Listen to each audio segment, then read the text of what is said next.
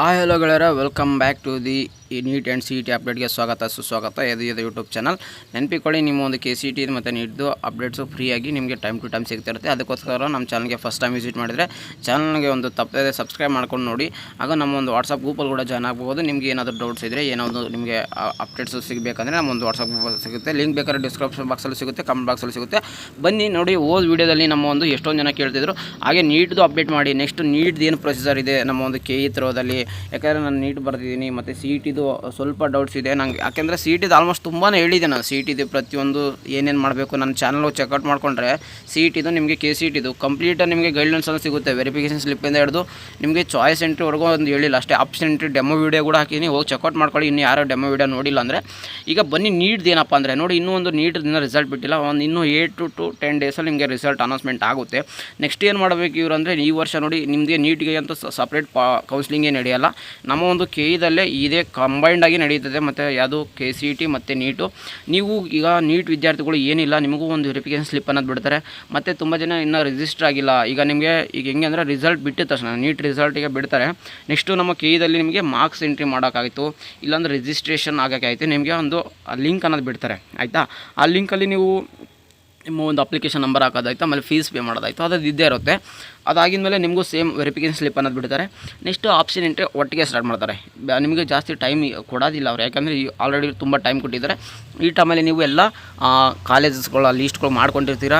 ಹಾಗೂ KCET ವಿದ್ಯಾರ್ಥಿಗಳು ನೋಡ್ತಿದ್ರೆ ನೀವು ಕೂಡ ಬೇಗನೆ ಹೋಗ್ಬಿಟ್ಟು ನಿಮ್ಮ ಒಂದು ಕಾಲೇಜ್ ಲಿಸ್ಟ್ ಮಾಡ್ಕೊಳ್ಳಿ, ಪ್ರಯಾರಿಟಿ ವೈಸ್ ಮಾಡ್ಕೊಳ್ಳಿ.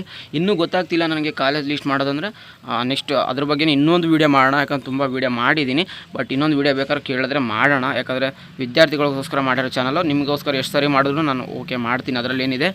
ಮತ್ತು ಈಗ ನೀಟ್ ವಿದ್ಯಾರ್ಥಿಗಳಿಗೂ ನಿಮಗೂ ಒಂದು ವೆರಿಫಿಕೇಷನ್ ಸ್ಲಿಪ್ ಅನ್ನೋದು ಬಿಡ್ತಾರೆ. ಆ ವೆರಿಫಿಕೇಷನ್ ಸ್ಲಿಪ್ಪಲ್ಲಿ ಕೂಡ ನಿಮ್ಮದು ಏನೇನಿರುತ್ತೆ ನೀಟ್ದು ರಿಲೀಸ್ ನಾವೆಲ್ಲ ನೋಡ್ಕೋತೀರಾ. ವೆರಿಫಿಕೇಷನ್ ಸ್ಲಿಪ್ಪಲ್ಲಿ ನಿಮಗೂ same as it is KCET ಥರ ಇರುತ್ತೆ, ಸ್ವಲ್ಪ ಒಂದು 2-3 ಪಾಯಿಂಟ್ಸ್ ಅಷ್ಟೇ ಎಕ್ಸ್ಟ್ರಾ ಆ್ಯಡ್ ಆಗುತ್ತೆ.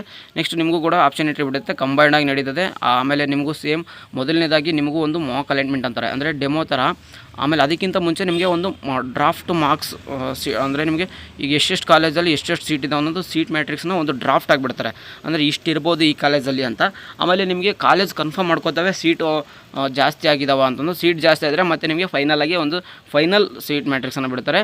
ನೀವು ಬೇಕಾದ್ರೆ ಕಟ್ ಆಫ್ ನೋಡಿಕೊಂಡ್ರೆ ಹೋದ ವರ್ಷದ್ದು ವೆಲ್ ಆ್ಯಂಡ್ ಗುಡ್, ಯಾಕಂದ್ರೆ ಅದರಲ್ಲೇ ನಿಮ್ಗೆ ಎಷ್ಟೊಂದು ಇನ್ಫಾರ್ಮೇಷನ್ ಸಿಕ್ಬಿಡುತ್ತೆ. ಆಮೇಲೆ ಆಪ್ಷನ್ ಎಂಟ್ರಿ ಸ್ಟಾರ್ಟ್ ಆದಾಗೆ ಒಂದು ಸ್ಟಾರ್ಟಿಂಗಲ್ಲಿ ನಿಮಗೆ ಮಾಕ್ ಅಲೈನ್ಮೆಂಟ್ ಅಂತ ಬಿಡ್ತಾರೆ. ಸೇಮ್ KCET ವಿದ್ಯಾರ್ಥಿಗಳಿಗೂ ಅಷ್ಟೇ ನಿಮಗೂ ಮಾಕ್ ಅಲೈನ್ಮೆಂಟ್ ಅಂತ ಬಿಡ್ತಾರೆ. ಇದು ಏನಪ್ಪ ಅಂದರೆ ಜಸ್ಟ್ ಡೆಮೋ ಥರ. ಅಂದರೆ ನೀವು ಈಗ ಮಾಡಿರುವಂಥ ಆಪ್ಷನ್ ಎಂಟ್ರಿಗೆ ನೀವು ಈಗ ಪ್ರಯಾರಿಟಿ ವೈಸ್ ಹಾಕಿರಲಿಲ್ಲ ಅಂದರೆ ಒಂದು ಡೆಮೋದಲ್ಲಿ ನಿಮಗೆ ಒಂದು ಅಂಡರ್ಸ್ಟ್ಯಾಂಡಿಂಗ್ ಸಿಗುತ್ತೆ. ಯಾಕೆಂದರೆ ನಾನು ಈ ಕಾಲೇಜ್ ಬೇಕಾಗಿದ್ದಿಲ್ಲ, ನಾನು ಈ ಕಾಲೇಜ್ನ ಲಾಸ್ಟಲ್ಲಿ ಇಡ್ತೀನಿ. ನೆಕ್ಸ್ಟ್ ಈ ಥರ ಒಂದು ಅವಕಾಶ, ಒಂದು ಚಾನ್ಸ್ ಅಂತ ಇಡ್ಬೋದು ನಿಮಗೆ. ಒಂದು ಡೆಮೋದಲ್ಲಿ ಈ ಕಾಲೇಜ್ ಸಿಕ್ಕರೆ ನಿಮ್ಗೆ ಓಕೆ ಅನ್ನಂಗಿದ್ರು ಕೂಡ ನೀವು ಹಂಗೆ ಇಡ್ಬೋದು. ಅದು ಡೆಮೋದಲ್ಲಿ ನಿಮ್ಗೊಂದು ಕಾಲೇಜ್ ಅಲಾಟ್ಮೆಂಟ್ ಆದಮೇಲೆ ನೆಕ್ಸ್ಟ್ ನಿಮಗೆ ಫೈನಲ್ ಆಗಿ ಫಸ್ಟ್ ರೌಂಡ್ ರಿಸಲ್ಟ್ ಅನೌನ್ಸ್ಮೆಂಟ್ ಆಗುತ್ತೆ.